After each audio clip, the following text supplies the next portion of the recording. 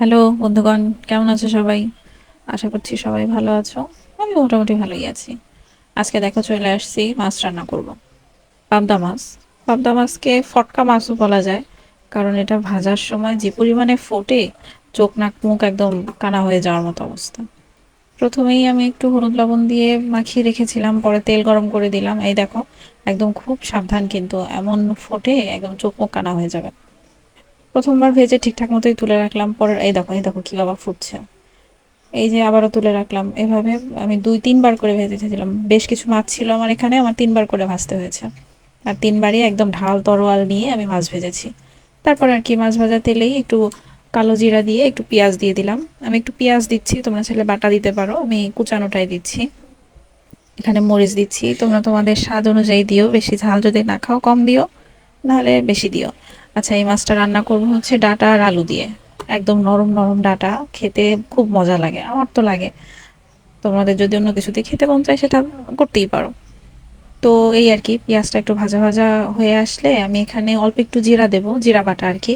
তোমরা চাইলে এভাবেও করতে পারো, আমার জিরা বাটাটা দিতে ইচ্ছা হলো। আগেই বলেছিলাম না, রান্না যার যার ব্যক্তিগত ব্যাপার ভাই। রান্না যার যার ব্যক্তিগত স্বাদে হয়। তোমার টেস্ট অনুযায়ী তুমি রান্না করবে, দেখবে এমনিই ভালো হয়ে যাবে। সবাই একদম হাত চেটে পুটে খাবে। তো আমার এখানে মোটামুটি ভাজা হয়ে তেল উঠে এসেছে। এখন আমি হচ্ছে এগুলো দিয়ে দিচ্ছি, ডাটা আর আলুগুলো দিয়ে দিলাম।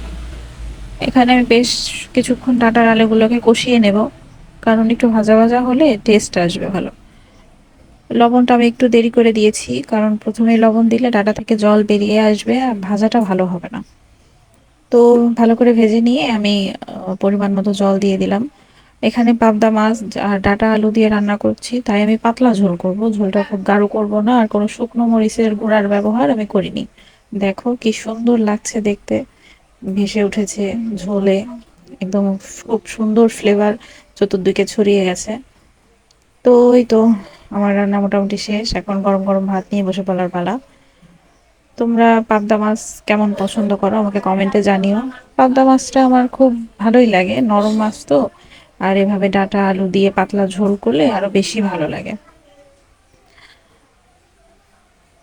দেখো কি সুন্দর। আচ্ছা, এই মাছটা যখন আমি রান্না করছিলাম না, পুরো ঘরটা আমার কি সুন্দর গন্ধে মোমো করছিল।